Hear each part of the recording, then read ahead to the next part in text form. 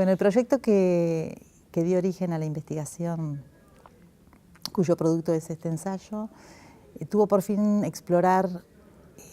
los esfuerzos que se hicieron en la Argentina de fin de siglo para establecer los límites de la nación. De alguna manera para dotar de sentido o dar significado a los ruidos, numerosos ruidos que aparecían en lo que por entonces era el epicentro del país, que era la ciudad de Buenos Aires.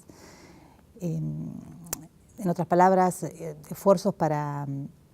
poder ordenar un escenario sumamente perturbador que estaba conformado por personas que venían de otros países, que traían culturas diferentes, valores diferentes, que portaban biografías personales y colectivas también diferentes. En cierto sentido, los estudios que están referidos a la construcción de la nación, si bien han sido los criterios para hacer esos estudios, han sido revisados y han sido evaluados en las últimas décadas, todavía predomina un enfoque según el cual la construcción de la nación es vista como el poder de ciertos grupos para poder imponer o celebrar sus propios valores en una determinada cultura. Creo que un enfoque novedoso que tiene este ensayo es que tomó un camino un poco diferente y que fue pensar la construcción de la nación en términos de esa irremediable e imprescindible relación que tiene la nación con la otredad, o sea, con lo otro, con lo diferente que necesita para estructurarse como un conjunto homogéneo en términos de identidades y de valores. El ensayo está circunscripto a un periodo de tiempo acotado, que son las décadas de 1880 a 1930, y esto responde al hecho de que se trató de una época en la que la nación se consolidaba, culminaba su proceso de construcción después de una larga experiencia de modernización. El ensayo toma tres tópicos, o por lo menos los tres centrales, que son el primero de ellos es el referido a la familia y al matrimonio, considerados estos como dispositivos centrales en términos de vinculación social, sobre todo pensando, como dije antes, que se trataba de gente que venía de otros países sin vínculos familiares. Y trata de confrontar estos discursos sobre la familia y el matrimonio con un conjunto de comportamientos que podríamos llamar disidentes, como puestos en figuras como por ejemplo la figura del atorrante, o la figura del soltero, o la figura de la soltera, que eran considerados en las revistas y en científicas y culturales de la época como la mano muerta de la sociedad, o como personas muy vulnerables a ser corrompidos, en el caso de las mujeres por la prostitución, por ejemplo, y en el caso de los varones como los consumidores de la prostitución, por el alcoholismo, entre otras tantas desviaciones morales, ¿no? Porque una de las características que aparece en los textos revisados es que en realidad el extranjero en este proceso de construcción de la nación argentina es un extranjero no geográfico, sino un extranjero moral. De hecho, en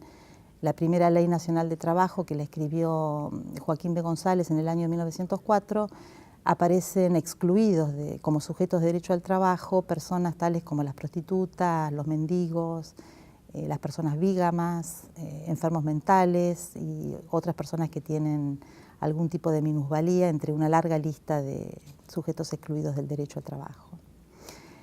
El segundo tópico que abordo está referido al rol de la mujer en la sociedad, ese lugar natural que se adjudica a las mujeres en la familia, y este discurso hegemónico es confrontado con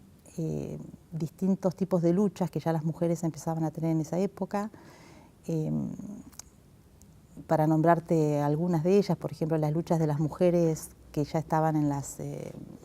eran alumnas de colegios secundarios, como fue la lucha de la señorita Lem, que hizo una verdadera revolución en su escuela, acompañada de sus compañeras para evitar que, en realidad luchaban para tratar de conseguir una educación igualitaria y no ser convertidas en profesionales de la cocina, de la costura o del bordado.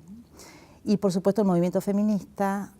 que es un movimiento que empieza a surgir en aquella época y que concentra sus esfuerzos, por ejemplo, en el derecho al voto, ¿no? Y que estuvo representado por mujeres como Alicia Moró de Justo, por ejemplo. Y el tercer tópico que analizo es el de las sexualidades disidentes,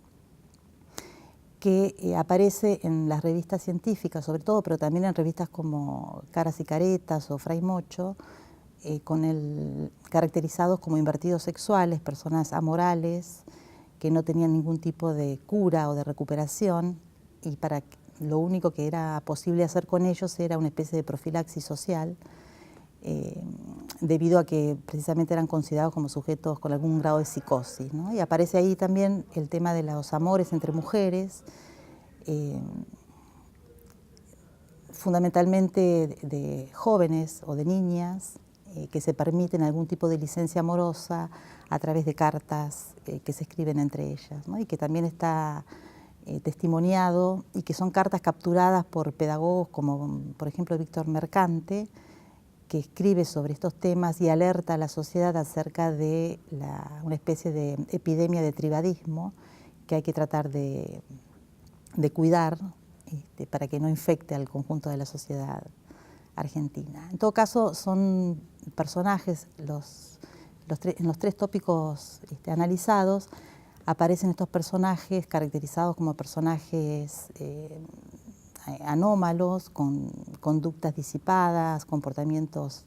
amorales, perversos, y sobre todo con una frágil conciencia moral que muchas veces, en muchas ocasiones, está expresado incluso en términos de pánico moral, ¿no? De que hay que tener mucho cuidado con este tipo de identidades anormales. Claro que no se trata de una moralidad planteada en términos de un constructo abstracto, sino que, si recordamos que en esa época Argentina transitábamos el positivismo, el auge del positivismo estaba en ese momento instalado en el país. En realidad se trata de una moralidad entendida en términos de un constructo moral, un constructo humano moral claramente positivo, con el cual la ciencia tiene que no solo tiene que revelar, describir y analizar, sino que también tiene que tratar de confirmar esos valores para hacer la nación, para construir la nación, ¿no? Y que se vale de instituciones muy importantes como instituciones médicas, el derecho, la sanción moral y la sanción penal de estas identidades. En todo caso, el ensayo lo que trata de mostrar es precisamente estos esfuerzos por definir las identidades amorales o las identidades anormales para reducirlas o conducirlas al exilio y luego considerarlas extranjeras, ¿no? Y de esta manera establecer los límites de la nación, porque se trata de identidades que se escapan y que se van filtrando por esas fronteras aparentemente fijas y establecidas por la clase política de entonces, ¿no? Es una investigación que, aun cuando ha resignado las citas bibliográficas, abreva en estudios anteriores, como son, por ejemplo, los estudios que hizo la doctora Dora Barranco sobre la mujer y sobre los movimientos sociales de la época, los estudios de Jorge Salesi, los estudios de José Sebrelli, Francine Macielo y sus trabajos sobre la literatura de la época, los estudios de Donna Gay sobre la prostitución también en el mismo periodo, solo por nombrar algunos de los estudios que se han realizado sobre este tema.